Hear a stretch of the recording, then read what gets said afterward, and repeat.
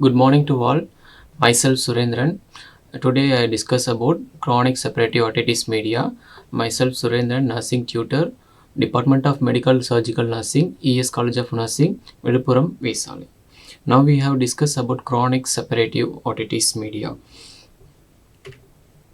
So now we started the introduction of the otitis media. So otitis media is an inflammation or infection of the middle ear, air-filled space behind the eardrum. It is one of the most common illness in young children's. Inflammation of the middle auditory canals, which is normally filled with the air behind the eardrums. So middle ear is one of the cavity of the ear, okay, between the eardrums and the inner ear. It helps to sound wave transmitted from the outer ear to inner ear. It will transmitted from sound to the electrical signal pass through the inner ears. And the Eustachian tube, okay, it is equalize the pressure between the middle ear and the outer atmosphere ears. So it is mostly common in the young children's because the young children's having the low immune powers, and they having easily getted the infection from the otitis medias. So next we will discuss about the definitions. CSOM, chronic suppurative otitis media. It is a long-standing infection of the part of whole middle ear, cleft, characterized by continuous or intermediate discharges through the persistent tympanic membrane perforations. So chronic means it is prolonged. Okay, it is prolonged more than 6 weeks from the acute infections. So it is called as chronic suppurative otitis medias. So next we will see about the epidemiologies. Incidence is higher in developing countries. Next, the predisposing factors. The predisposing factors are like cigarette smokings or UTIs or some other infection from the children's, and poor socioeconomic status and poor nutrition and lack of health educations. So lack of health education means so the patient having infected from the otitis media, acute otitis media, the people are don't know about that otitis media, how to treat, how to managing the otitis media. So the poor lack of health education, it will be converted in the chronic otitis media. Next, affected both sex and all age group will be affected. It's morely affected from the children's. So next, etiology causes of chronic otitis media. The first etiology causes is acute otitis media. So untreatable acute otitis media, it will be converted to chronic otitis medias. And measles, diphtheria, influenza infections, and disorders of ventilations. So disorders of ventilations. Next, pollutions, long-standing suppurative otitis media, and bacteriologic Streptococcus otitis, and cold, sore throat, and respiratory infections. Next, risk factors of the otitis media. Daycare attendance. Comparing to the home, increasing the exposure of the virus and bacteria, it will be getted from the daycare. The research daycare in the higher rate of otitis media. Next, the wound burning stoves. So it is wound burning stoves. It is produced the indoor smoke. The indoor smokes irritated the Eustachian tube. Indoor smokes, it will irritating the Eustachian tubes. The tube would increasing the pressure from the in the middle ears. It will be build up the infections and build up the pruritus like pus collection fluids et al. And the parental smokings are exposure to second smokes, and food allergies, not being the breastfeeds, and pacifier use. The pacifier use mostly it's used from the pediatric, right?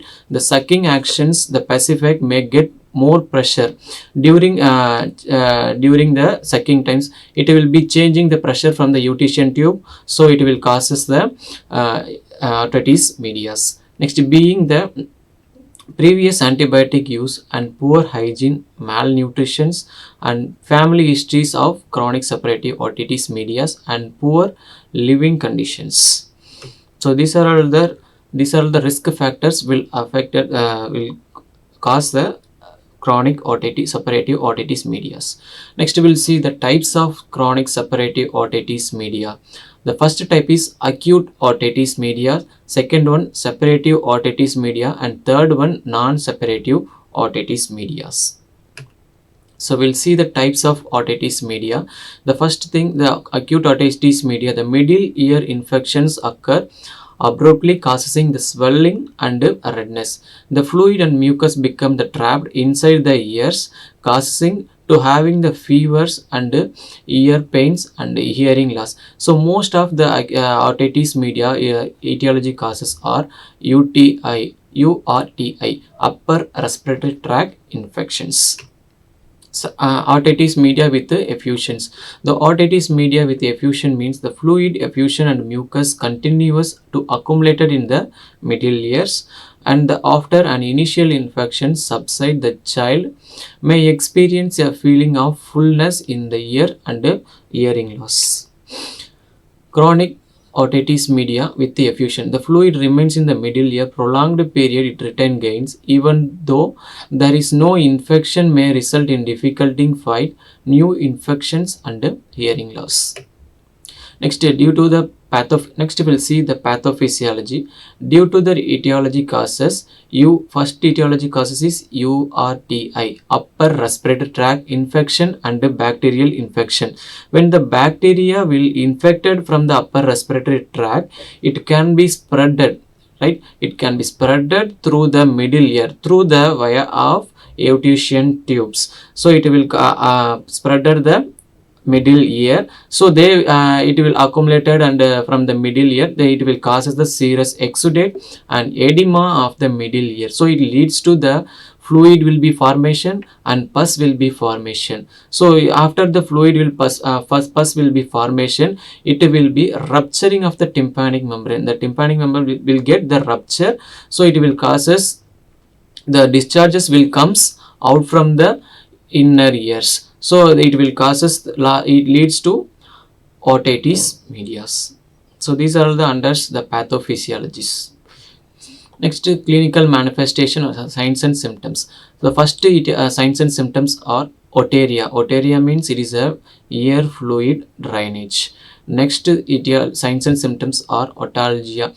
Otalgia means it is a ear pain. Prolonged otitis media, it will causes the ear pains. A third one is a fever, and fourth one is a rhinitis, and tympanic membrane erythema may be perforated, and last sixth one is a hearing loss, and last one is a irritability of the middle ears.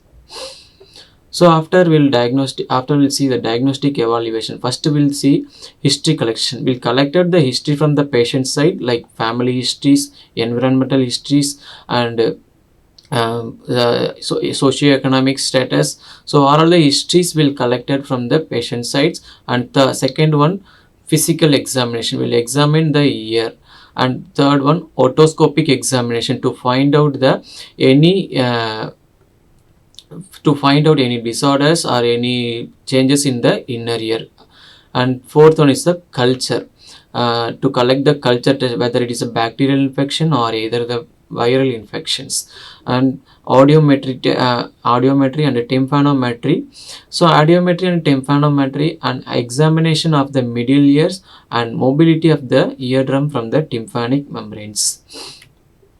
So this is a audiometry, otoscopic examinations and culture test.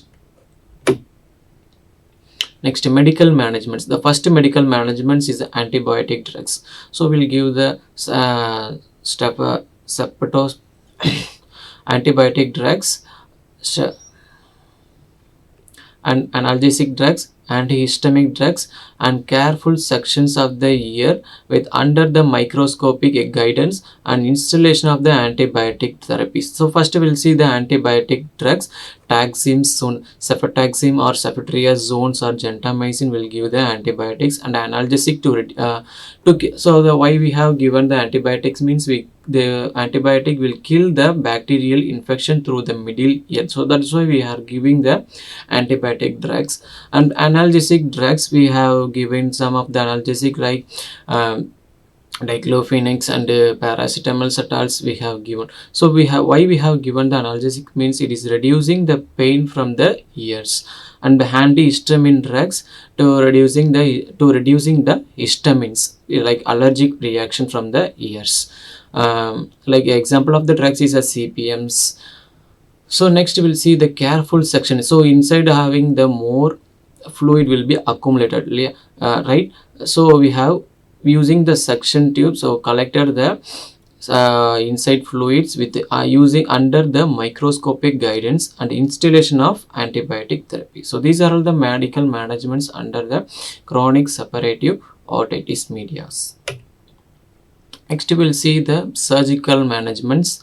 The first surgical management is the laryngoplasties. So laryngoplasty means it is a repairing or reconstructing. And tympanoplasty, it is reconstruction from the tympanic membranes. Ossicloplasties, so reconstruction from the ossicles. Adenoid ectomies, so a removal of, ectomy means it is a removal, so removal of the adenoids. And mastoidectomies, a removal of the mastoid bones. So last we'll see the nursing managements.